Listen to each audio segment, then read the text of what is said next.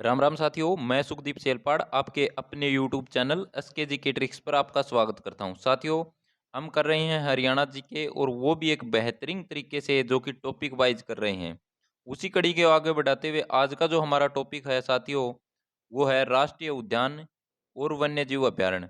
हरियाणा के अंदर कौन कौन से राष्ट्रीय उद्यान हैं और वन्य जीव अभ्यारण्य हैं, उनके बारे में हम बहुत ही बेहतरीन तरीके से पढ़ेंगे साथियों। तो आप हमारे साथ अंत तक बने रहिए। और आपने अभी तक हमारा चैनल सब्सक्राइब नहीं किया तो आप हमारे चैनल को जल्दी से सब्सक्राइब कर दीजिए। चलिए दोस्तों, शुरुआत करते हैं राष्ट्रीय उद्यान और वन्य जीव अभ्यारण्य। हरियाणा के अंदर कौन कौन से राष्ट्रीय उद्यान है साथियों, और कौन कौन से वन्य जीव अभ्यारण्य हैं, उनके बारे में हम आज बेहतरीन तरीके से एक एक बातें पढ़ने वाले हैं साथियों। सबसे पहले अगर मैं बात करूं साथियों, तो राष्ट्रीय उद्यान और वन्य जीव अभ्यारण्य किसके अंतर्गत आते हैं, किस विभाग, मतलब कौन सा विभाग है जिसके अंतर्गत ये आते हैं, तो वो उस विभाग की अगर मैं बात करूं तो साथियों, वो विभाग होगा वन विभाग। वन विभाग हरियाणा के अंतर्गत ये आते हैं साथियों। उसके बाद अगर वन विभाग की अगर बात आ गई है साथियों, तो क्वेश्चन ये भी आ सकता है सीईटी में कि भाई हरियाणा वन विभाग की जो स्थापना है वो कब हुई, तो उस स्थापना की अगर मैं बात करूं तो वो हुई 7 दिसंबर 1989। ठीक है, 7 दिसंबर 1989, 1989, ये आपको याद रखना साथियों। काफी बार एग्जाम में क्वेश्चन पूछ भी लिए जाते हैं कि भाई इस विभाग का मुख्यालय कहाँ पर है, इस विभाग का मुख्यालय कहाँ पर है। तो वन विभाग का जो मुख्यालय की अगर बात आ जाए साथियों, तो वो कहाँ पर होगी साथियों, वो होगी पंचकुला में। वन विभाग का जो मुख्यालय है वो कहाँ पर होगा, पंचकुला में है साथियों, याद रख लेना। उसके बाद है साथियों राष्ट्रीय वन नीति। क्या कौन सी राष्ट्रीय वन नीति बनी थी 1988 में, ये बात आपको याद रखनी है। 1988 के अनुसार जो पारिस्थितिक तंत्र है हरियाणा का, वो बहाल करने के लिए वनों की जो प्रतिशत होना चाहिए वो कितना होना चाहिए, 20% होना चाहिए। ये बात किसने बताई, ये बताई 1988 की जो राष्ट्रीय वन नीति थी उसने बताई साथियों। उसके बाद है साथियों, ये पढ़ने वाले हैं हम राष्ट्रीय पार्क। दोस्तों क्या है राष्ट्रीय पार्क और वन्य जीव अभ्यारण्य, संरक्षित क्षेत्र, सामुदायिक आरक्षित क्षेत्र, चिड़ियाघर, प्रजनन केंद्र, हर्बल पार्क। दोस्तों आज जो हम करने वाले हैं साथियों राष्ट्रीय पार्क और वन्य जीव अभ्यारण्य के बारे में हम बहुत ही बेहतरीन तरीके से पढ़ेंगे साथियों। सबसे पहले हम बात करते हैं साथियों राष्ट्रीय पार्क। क्या राष्ट्रीय पार्क हरियाणा में कितने हैं, 2 हैं साथियों। राष्ट्रीय पार्क, क्वेश्चन आएगा कि भाई हरियाणा में कितने राष्ट्रीय पार्क है, सीधा क्वेश्चन यही मिलता है आपको। तो आपने गलत नहीं करना है, तो कितने हैं, 2 हैं साथियों। 2 का बात आ जाए कि भाई 2 कौन कौन से हैं साथियों, तो एक तो है सुल्तानपुर राष्ट्रीय पार्क और एक है कलेसर राष्ट्रीय पार्क साथियों। एक कहाँ पर है साथियों, सुल्तानपुर वाला गुरुग्राम में, साथियों कालेसर वाला कहाँ पर है, तो कालेसर वाले की अगर बात आ जाए तो वो यमुनानगर में है साथियों। छोटे बड़े का जिक्र आ जाए तो साथियों सुल्तानपुर है ये छोटा है, और कालेसर वाला है वो कौन सा है, बड़ा है साथियों। ये बात आपको याद रखनी है। पहले हम पढ़ रहे हैं साथियों सुल्तानपुर राष्ट्रीय पार्क। कौन सा, सुल्तानपुर राष्ट्रीय पार्क। सुल्तानपुर राष्ट्रीय पार्क की अगर मैं बात करूं साथियों, तो ये कहां पर है, सीधा क्वेश्चन आएगा कि सुल्तानपुर राष्ट्रीय पार्क कहां पर है। तो एक तो ये आपको रखना है याद, सुल्तानपुर, क्या सुल्तानपुर, और एक रखना है आपको फर्रुखनगर, और एक रखना है आपको गुरुग्राम। क्यों, क्योंकि सुल्तानपुर गांव में है साथियों, और कहाँ पर है ये, फर्रुखनगर में। फर्रुखनगर किस जिले में है, तो ये गुड़गांव जिले में है साथियों। उसके बाद बात आएगी कि सुल्तानपुर जो राष्ट्रीय पार्क है इसकी स्थापना सबसे पहले कब हुई, तो इसकी स्थापना की अगर मैं बात करूं तो साथियों 1971 में हुई। लेकिन उस समय ये राष्ट्रीय पार्क नहीं था साथियों। तो राष्ट्रीय पार्क नहीं था तो क्या था साथियों, ये सबसे पहले पक्षी विहार के रूप में इसकी स्थापना की गई थी। क्या की गई थी, पक्षी विहार के रूप में स्थापना की गई थी। उसके बाद क्वेश्चन ये भी बन सकता है कि भाई इसकी खोज किसने करी, तो खोज किसने करी थी साथियों, वो करी थी दोस्तों पीटर जैक्सन ने। किसने, पीटर जैक्सन ने, जो कि कहाँ का था, इंग्लैंड का था साथियों। ये बात भी आपको याद रखनी है साथियों।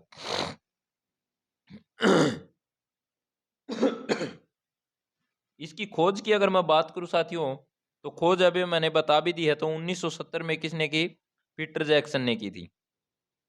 पीटर जैक्सन कहाँ का था साथियों, तो इंग्लैंड का था। और 3 गांव की इन्होंने खोज की थी साथियों। एक तो था चंदू गांव, एक था साडराना गांव और एक था सुल्तानपुर साथियों।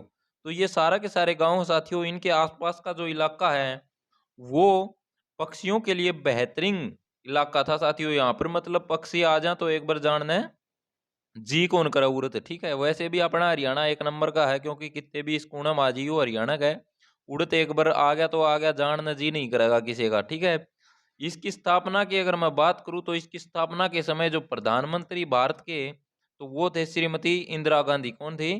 श्रीमती इंदिरा गांधी साथियों। ये बात भी आपको याद रखनी है। उसके बाद है साथियों जो सुल्तानपुर राष्ट्रीय पार्क है साथियों, इसकी स्थापना में सहयोग किस किसने किया? सहयोग की अगर बात करूं तो साथियों किस किस का सहयोग रहा इसमें, तो एक है पीटर स्काउट, कहाँ का है? इंग्लैंड के। उसके बाद है साथियों सलीम अली। सलीम अली साथियों, इसको क्या कहा जाता है? बर्डमैन ऑफ इंडिया साथियों। ये बहुत ही महत्वपूर्ण क्वेश्चन यहाँ से उठेगा साथियों। सलीम अली को क्या कहा जाता है? Birdman of India. उसके बाद है साथियों इसको सलीम अली पक्षी विहार भी कहा जाता है। किसको साथियों? सुल्तानपुर जो राष्ट्रीय पार्क है इसको क्या कहा जाता है साथियों? सलीम अली पक्षी विहार भी कहा जाता है। उसके बाद मैं बात करूं साथियों 1972 में जलीय जीव हेतु आरक्षित घोषित कर दिया गया था। एक कब? 1972 में जलीय जीव के लिए आरक्षित कर दिया गया था। ये बात भी आपको याद रखनी है। उसके बाद सीधा क्वेश्चन आपको मिलेगा कि वे जो सुल्तानपुर राष्ट्रीय पार्क है इसको राष्ट्रीय पार्क का दर्जा कब दिया गया था? क्योंकि पहले तो ये एक पक्षी विहार के रूप में था, और राष्ट्रीय पार्क का जो दर्जे की अगर बात आ जाए साथियों तो ये 5 जुलाई 1991 को इसे राष्ट्रीय पार्क का दर्जा दिया गया था। ये बात आपको भूलनी नहीं है साथियों। इसके अंदर साथियों एक क्या है? सुल्तानपुर झील भी है साथियों। क्या है? सुल्तानपुर झील। इसी के अंदर क्या है? सुल्तानपुर झील। ये भी आपको याद रखनी है। इसको lake bird sanctuary, lake bird sanctuary और क्या कहा जाता है? पक्षियों का स्वर्ग भी इसको कहा जाता है, जो कि सुल्तानपुर राष्ट्रीय पार्क है उसको ये कहा जाता है साथियों। उसके बाद है साथियों यहाँ पर सर्दियों के मौसम में प्रवासी, प्रवासी का मतलब है साथियों बाहर से आने वाले, मतलब विदेशों से विदेशी जो पक्षी आते हैं यहाँ पर, ठीक है, सर्दियों के मौसम में। और जो किसके लिए फेमस है साथियों, तो वो है साइबेरियन सार्स के लिए। साइबेरियन सार्स यहाँ पर आते हैं साथियों, और सीधे यहाँ पर नहीं आते, ये बात भी आपको याद रखनी है। पहले कहाँ पर आते हैं? बिंडावास में। बिंडावास कहाँ पर है? तो ये झज्जर जिले में है। कहाँ पर है? झज्जर जिले में। और बिंडावास के बाद ये कहाँ पर आते हैं? तो उसके बाद ये सुल्तानपुर में एंट्री करते हैं साथियों। ये बात आपको अच्छी तरह से याद रखनी है, ताकि आपका सीईटी अच्छी तरह से अच्छे अंकों से क्वालिफाई हो साथियों। सीईटी में आप अच्छे अंक लेकर आए, ताकि जो भी भर्ती आए उसमें आप 10 गुना में शामिल हो जाओ। उसके बाद है साथियों सबसे अधिक पर्यटक आते हैं यहाँ पर। यहाँ पर क्या होता है साथियों? यहाँ पर सबसे अधिक पर्यटक आते हैं कहाँ पर साथियों? सुल्तानपुर झील पर दोस्तों। और साथियों पक्षियों को देखने के लिए यहाँ 4 वॉचिंग टावर लगे हुए हैं। 4 वॉचिंग टावर लगे हुए हैं, ये बात आपको याद रखनी है साथियों। क्वेश्चन आएगा कि 4 वॉचिंग टावर कहाँ पर लगे हुए हैं, तो कहाँ पर लगे हुए हैं साथियों? ये लगे हुए हैं साथियों सुल्तानपुर जो राष्ट्रीय पार्क है वहां पर लगे हुए हैं साथियों। इसके अगर क्षेत्रफल की अगर मैं बात करूं तो साथियों इसका क्षेत्रफल है 352.17 एकड़। उसके बाद है यह सबसे छोटा राष्ट्रीय पार्क है, क्योंकि ये बात मैं आपको पहले ही बता चुका हूं। सबसे बड़ा है वो कौन सा साथियों? तो बड़ा कालेश्वर वाला है। और छोटा कौन सा है? सुल्तानपुर राष्ट्रीय पार्क। कितने राष्ट्रीय पार्क हैं? तो 2 हैं हरियाणा में। हरियाणा का सर्वप्रथम इको पार्क है यह। ये क्या है साथियों? ये हरियाणा का सर्वप्रथम इको पार्क भी है साथियों। ये भी आपको याद रखना है साथियों। उसके बाद हम पढ़ रहे हैं साथियों कालेसर राष्ट्रीय पार्क। कौन सा पार्क साथियों? कालेसर राष्ट्रीय पार्क। कालेसर राष्ट्रीय पार्क की अगर मैं बात करूं तो साथियों क्वेश्चन आता है कि कालेसर राष्ट्रीय पार्क हरियाणा के किस जिले में है? तो ये बात आ जाए तो हरियाणा के यमुनानगर जिले में है साथियों। कहाँ पर है?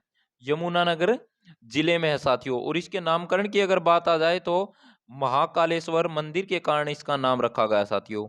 और सबसे बड़ा राष्ट्रीय पार्क हरियाणा का तो ये भी कौन सा है? कालेसर राष्ट्रीय पार्क है साथियों। यहाँ पर मतलब किसके लिए प्रसिद्ध है? तो ये जंगली मुर्गों के लिए प्रसिद्ध है साथियों।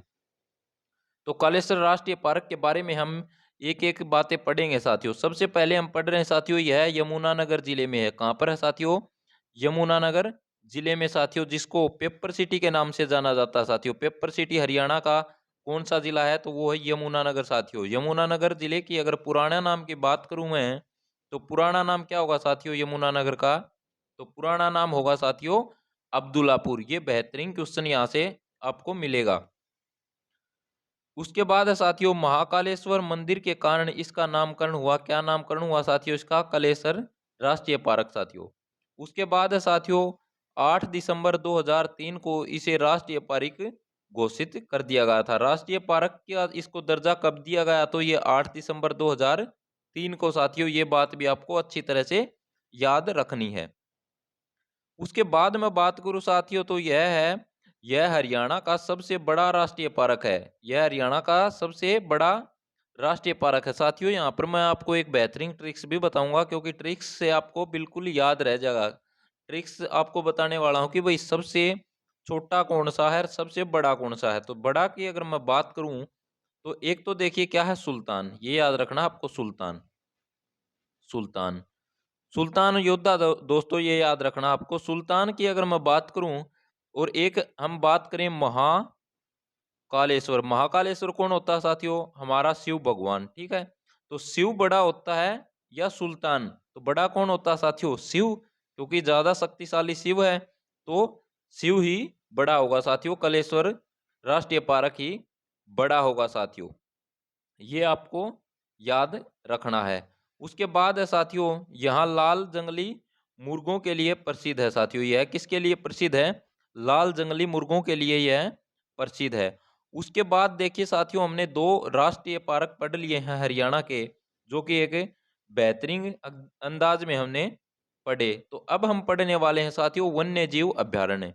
हरियाणा के अंदर कौन कौन से वन्य जीव अभ्यारण्य हैं, उनके बारे में हम पढ़ेंगे साथियों। क्योंकि वन्य जीव अभ्यारण्य के बारे में अगर मैं बात करूं साथियों, तो सीधा क्वेश्चन यही आता है कि हरियाणा में कितने वन्य जीव अभ्यारण्य हैं। तो आप कौन सा उत्तर दोगे, तो देखिए साथियों अगर ऑप्शन में 8 मिलता है तो 8 करना है, लेकिन 7 मिलता है तो 7 करना है। 8 और 7 दोनों आ जाते हैं तो 7 उत्तर सही होगा, क्योंकि पहले 8 थे और अब कितने हैं, 7 हैं साथियों। ये आपको अच्छी तरह से याद रखना है।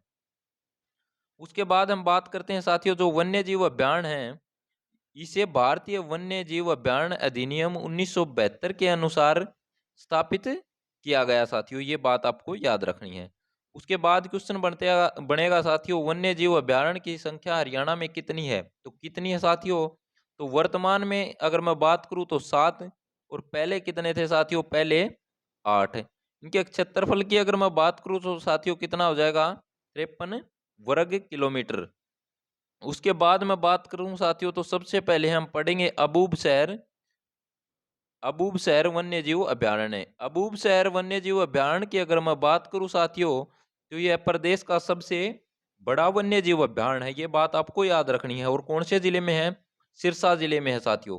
तो अबूब शहर वन्य जीव के बारे में अगर हम पढ़ें तो साथियों यह अबूब शहर में है। और अबूब शहर कहाँ पर है साथियों, सिरसा में है साथियों। सिरसा में साथियों संतों की नगरी किस जिले को कहा जाता है, तो सिरसा जिले को कहा जाता है। ये बात आपको अच्छी तरह से याद रखनी है साथियों। उसके बाद है साथियों इसको दर्जा कब दिया गया वन्य जीव अभ्यारण्य का, तो इसको दर्जे की अगर बात आ जाए तो 1987 में इसको दर्जा दिया गया था साथियों। इसके विस्तार की अगर बात करें तो साथियों 28,492 एकड़ साथियों, और यह प्रदेश का सबसे बड़ा वन्य जीव अभ्यारण्य है। ये बात भी आपको अच्छी तरह से याद रखनी है। उसके बाद है साथियों वर्ष 2018 में इसे सामुदायिक आरक्षित क्षेत्र का दर्जा दिया गया साथियों। ये भी आपको याद रखना है। उसके बाद मैं बात करूं तो साथियों अगला जो वन्य जीव अभ्यारण्य है वो कौन सा है, वो है नाहड़ वन्य जीव अभ्यारण्य। नाहड़ वन्य जीव अभ्यारण्य की अगर मैं बात करूं साथियों, तो यह हरियाणा के कौन से जिले में है, तो नाहड़ जो वन्य जीव अभ्यारण्य है साथियों ये कोसड़ी में है साथियों। नाहड़ में है साथियों, नाहड़, कोसड़ी और रेवाड़ी। ये बात आपको याद रखनी है। कौन से जिले में, तो रेवाड़ी जिले में साथियों, और कोसली तहसील साथियों और नाहड़ में है। इसको अगर दर्जे की अगर मैं बात करूं साथियों, तो इसका दर्जा कब दिया गया, तो दर्जा दिया गया था साथियों 1987 में। कब दिया गया था, 1987। 1987 आप रट लेना साथियों। समझ के पढ़ोगे तो रटने की जरूरत कौन पड़ा है। उसके बाद है साथियों यहाँ सांबर, चित्तल और बारहसिंगा आदि रहते हैं साथियों, इनके लिए ये प्रसिद्ध है। सीधा क्वेश्चन आता है कि साथियों इसके बारे में। उसके बाद मैं बात करूं साथियों तो चिलचिला वन्य जीव अभ्यारण्य बहुत ही महत्वपूर्ण साथियों, यहाँ से सीधा क्वेश्चन बनता है कि हरियाणा का सबसे छोटा वन्य जीव अभ्यारण्य कौन सा है, तो वो हो जाएगा साथियों चिलचिला वन्य जीव अभ्यारण्य। चिलचिला वन्य जीव अभ्यारण्य तो हरियाणा के किस जिले में है साथियों, कुरुक्षेत्र जिले में है, ये बात भी आपको याद रखनी है।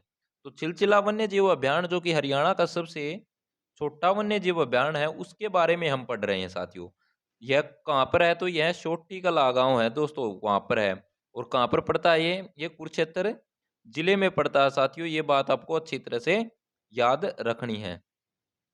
इसका जो दूसरा नाम है साथियों तो इसी गांव के नाम पर छोटी कला वन्य जीव अभ्यारण्य, ये बात भी आपको याद रखनी है। यह हरियाणा का सबसे छोटा वन्य जीव अभ्यारण्य है। हरियाणा का सबसे छोटा वन्य जीव अभ्यारण्य कौन सा है, तो चिलचिला वन्य जीव अभ्यारण्य जो कि कुरुक्षेत्र जिले में है साथियों।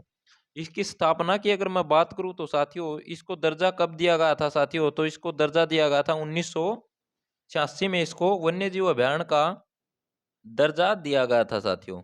उसके बाद है साथियों भिंडावास वन्य जीव अभ्यारण्य, यहाँ से क्वेश्चन भी बनते हैं साथियों, बहुत बेहतरीन क्वेश्चन बनते हैं। भिंडावास वन्य जीव अभ्यारण्य का सबसे पहला जो क्वेश्चन बनता है साथियों वो यही बनता है कि भिंडावास वन्य जीव अभ्यारण्य हरियाणा के किस जिले में है, तो किस जिले में हो जाएगा, झज्जर जिले में हो जाएगा साथियों। फिर क्वेश्चन यह भी बनता है साथियों कि हरियाणा की सबसे बड़ी आर्द्र भूमि, तो आर्द्र भूमि तो वो भी भिंडावास वन्य जीव अभ्यारण्य साथियों। उसके बाद ये भी बनता है कि साथियों सुंदर झील के लिए कौन सा वन्य जीव अभ्यारण्य जाना जाता है, तो वो जाना जाता है साथियों भिंडावास वन्य जीव अभ्यारण्य। तो भिंडावास जो वन्य जीव अभ्यारण्य है साथियों, इसके बारे में हम एक एक बातें पढ़ेंगे। तो यह कौन से जिले में है साथियों, तो भिंडावास वन्य जीव अभ्यारण्य है ये झज्जर जिले में है। कौन से जिले में है साथियों, तो झज्जर जिले में है साथियों। इसको दर्जे की अगर मैं बात करूं तो इसको दर्जा कब दिया गया था, तो दर्जा दिया गया था साथियों 1986 में, यह बात आपको याद रखनी है। भिंडावास झील की अगर मैं बात करूं साथियों तो हरियाणा की सबसे बड़ी आर्द्र भूमि, भिंडावास झील सबसे बड़ी आर्द्र भूमि साथियों, ये बात आपको याद रखनी है, कौन सी है, भिंडावास। उसके बाद है साथियों इसे सुंदर झील से जाना जाता है, किसको, भिंडावास को दोस्तों, ये बात आपको याद रखना है। उसके बाद है साथियों इसे 2021 में रामसर स्थलों की सूची में भी शामिल किया गया है दोस्तों, ये बात आपको अच्छी तरह से याद रखनी है साथियों। उसके बाद है साथियों इला फाउंडेशन, क्या है, इला फाउंडेशन जो कि कहां पर है साथियों, पुणे। इसके द्वारा इस झील पर पुस्तक लिखी गई, क्वेश्चन सीधा आएगा साथियों, इला फाउंडेशन द्वारा एक पुस्तक लिखी गई है, तो किस झील के ऊपर लिखी गई है, भिंडावास झील के ऊपर। यह भी पूछ सकता है कि भाई इला फाउंडेशन मतलब कौन सा फाउंडेशन, इला फाउंडेशन कहाँ का, पुणे का, उसके द्वारा पुस्तक लिखी गई है साथियों। तो एक एक बातें हैं वो बहुत ही गहराई से हम पढ़ रहे हैं साथियों, और अगर हम गहराई से पढ़ेंगे साथियों और बहुत अच्छे तरीके से पढ़ेंगे तो हमें सफल होने से कोई नहीं रोक सकता साथियों। जब तक एग्जाम, सबसे पहला हमारे जो मन में क्वेश्चन होता है बार बार यही आता है कि भैया एग्जाम कब होगा, एग्जाम कब होगा। साथियों एग्जाम होगा जब हो जाएगा, लेकिन आप अपनी अपनी तरफ से पूरी तरह से तैयार रहो। यह छोटे छोटे टापुओं के लिए प्रसिद्ध है साथियों, जो भिंडावास झील है ये किस लिए प्रसिद्ध है, छोटे छोटे टापू हैं यहाँ पर, इसलिए ये प्रसिद्ध है। और यहाँ पर 250 प्रकार के जो पक्षी हैं वो भी पाए जाते हैं साथियों। उसके बाद है साथियों 3 जून 2009 को इसे केंद्र सरकार द्वारा पक्षी विहार का दर्जा मिला था साथियों, ये बात आपको भिंडावास के बारे में याद रखनी है साथियों। उसके बाद मैं बात करूं साथियों तो वो है खापड़वास दोस्तों, खापड़वास वन्य जीव अभ्यारण्य की अगर मैं बात करूं तो साथियों ये भी झज्जर जिले में है दोस्तों, कहां पर है, झज्जर में। इसको दर्जा कब दिया गया, तो 1991 में इसको दर्जा दिया गया साथियों। उसके बाद हम बात करते हैं साथियों वीर शिकारगढ़ वन्य जीव अभ्यारण्य, वीर शिकारगढ़ वन्य जीव अभ्यारण्य। वीर शिकारगढ़ वन्य जीव अभ्यारण्य की अगर हम बात करें साथियों तो ये कौन से जिले में होगा, तो वीर शिकारगढ़ वन्य जीव अभ्यारण्य सीधा क्वेश्चन आएगा कि वीर शिकारगढ़ वन्य जीव अभयारण्य हरियाणा के कौन से जिले में स्थित है, तो आप सीधा उत्तर कर दोगे पंचकुला। कौन से जिले में स्थित है? पंचकुला में है साथियों, ये बात आपको याद रखना। उसके बाद है साथियों इसको दर्जा कब दिया गया, तो दर्जा कब दिया गया साथियों, तो दर्जा दिया गया साथियों 1975 या 87, ये आपको याद रखना है। उसके बाद है साथियों अगला जो वन्य जीव अभयारण्य है साथियों वो है खोल ही रहतान वन्य जीव अभयारण्य। कौन सा? खोल ही रहतान वन्य जीव अभयारण्य। खोल ही रहतान वन्य जीव अभयारण्य की अगर मैं बात करूं साथियों तो ये भी कौन से जिले में स्थित है, तो ये भी पंचकुला जिले में स्थित है। कौन से जिले में है? पंचकुला जिले में स्थित है। इसको जो दर्जा मिला गया साथियों, तो दर्जा कब दिया गया? दर्जा दिया गया साथियों इसको 2004-5 में साथियों, ये बात आपको अच्छी तरह से याद रखनी है। उसके बाद जो अगला जो वन्य जीव अभयारण्य साथियों वो कौन सा है, तो वो वन्य जीव अभयारण्य साथियों कालेश्वर वन्य जीव अभयारण्य। कालेश्वर वन्य जीव अभयारण्य की अगर मैं बात करूं साथियों तो यह यमुनानगर में है। कहाँ पर है? यमुनानगर में। ऐसा वन्य जीव अभयारण्य जिसके नाम पर राष्ट्रीय पार्क है, इसके नाम पर हमने राष्ट्रीय पार्क भी पढ़ा है साथियों, वो भी पंचकुला में, जो कि सबसे बड़ा राष्ट्रीय पार्क है कालेश्वर राष्ट्रीय पार्क, वो कहाँ पर है साथियों? वो भी यमुनानगर जिले में है साथियों। उसके बाद दर्जे की अगर बात करें तो सबसे पहले दर्जा आता है साथियों 1976 में, सॉरी 1996 में, और दूसरी बार दर्जे की अगर मैं बात करूं तो 2000 में दोस्तों। अब बात आती है साथियों कलेश्वर वन्य जीव अभयारण्य है साथियों, यह किस लिए प्रसिद्ध है, तो यह प्रसिद्ध है साथियों लाल जंगली मुर्गे और भौंकने वाले हिरण के लिए ये प्रसिद्ध है साथियों। ये बात आपको अच्छी तरह से याद रखनी है। उसके बाद है साथियों यहाँ सिंदूर का पौधा, नमक का पौधा व साल के पेड़ भी पाए जाते हैं। कहाँ पर साथियों? कलेश्वर राष्ट्रीय पार्क दोस्तों, ये बात आपको याद रखनी है साथियों। उसके बाद है साथियों संरक्षित संरक्षित वन्य जीव क्षेत्र। संरक्षित वन्य जीव क्षेत्र के बारे में हम एक एक बातें पढ़ने वाले हैं साथियों। तो सबसे पहले हम बात करते हैं साथियों बीरबारा संरक्षित वन्य जीव क्षेत्र। तो ये कहाँ पर है साथियों? जींद जिले में है। कहाँ पर है? जींद जिले में है साथियों। और इसको दर्जा कब दिया गया, तो दर्जे की अगर मैं बात करूं साथियों तो 2007 में इसको दर्जा दिया गया दोस्तों संरक्षित वन्य जीव क्षेत्र का। उसके बाद है साथियों वन्य जीव सरस्वती संरक्षित वन्य जीव क्षेत्र। तो ये कहाँ पर साथियों? कैथल व कुरुक्षेत्र में। कहाँ पर है? कैथल व कुरुक्षेत्र में है साथियों। इसको दर्जा मिला साथियों, दर्जा कब मिला गया साथियों, तो दर्जा दिया गया साथियों 2007 में। 2007 में साथियों। इसका दूसरा नाम की अगर मैं बात करूं तो यो है साथियों सोनसर। सोनसर जंगल के नाम से इसको जाना जाता है साथियों। सोनसर वाला जंगल कहा जाता है साथियों इसको, क्योंकि सोनसर जो गांव है साथियों ये कुरुक्षेत्र का गांव है साथियों। ठीक है, कहाँ का? कुरुक्षेत्र के पेहोवा का। उसके बाद है साथियों सामुदायिक आरक्षित क्षेत्र। सामुदायिक आरक्षित क्षेत्र की अगर मैं बात करूं तो इनकी संख्या कितनी है? 2 है। इनकी संख्या की अगर बात आ जाए तो कितनी है? 2 है।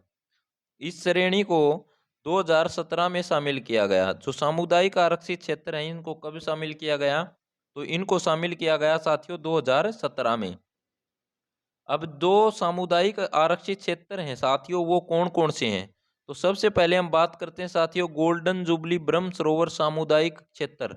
ये कहाँ पर है साथियों, तो ये साथियों कुरुक्षेत्र में। कहाँ पर है? कुरुक्षेत्र में। इसको दर्जा कब दिया गया, तो 2017 में इसको दर्जा दिया गया साथियों। उसके बाद है साथियों अबूब शहर सामुदायिक आरक्षित क्षेत्र। तो ये कहाँ पर है साथियों? सिरसा में है। और इसको दर्जा कब दिया गया साथियों? 2018 में। दोनों में से बड़ा है वो कौन सा साथियों? अबूब शहर सामुदायिक आरक्षित क्षेत्र। तो साथियों आज का जो हमारा टॉपिक था तो ये हमने बेहतरीन तरीके से पढ़ लिया है साथियों। और साथियों अगर आपको हमारी वीडियो पसंद आए तो आप ज़्यादा से ज़्यादा लाइक कर दीजिए, और लाइक के साथ साथ दोस्तों शेयर ज़रूर करा करो। और चैनल सब्सक्राइब नहीं किया है तो साथियों चैनल को सब्सक्राइब ज़रूर कर लीजिए। उसके बाद साथियों मैं आपको एक बात और बताना चाहता हूँ, क्योंकि बार बार मैसेज आ रहे हैं मेरे पास है कि सर ये नोट्स कहाँ से लें, नोट्स कहाँ से लें। मेरे पास पर्सनली मैसेज आ रहे हैं साथियों, तो मैं काफ़ी बार बता भी चुका हूँ साथियों जो नोट्स हैं साथियों वो या तो मेरे से मैसेज करके सीधे ले सकते हो, या दोस्तों मेरे से मैसेज करने की भी कोई आवश्यकता नहीं है आपको। जो हमारा टेलीग्राम ग्रुप है साथियों, SK GK tricks by Sukhdeep sir, तो उससे आप जुड़ लीजिए साथियों। उसके अंदर आपको ये पूरी की पूरी पीडीएफ मिल जाएगी साथियों। तो धन्यवाद साथियों।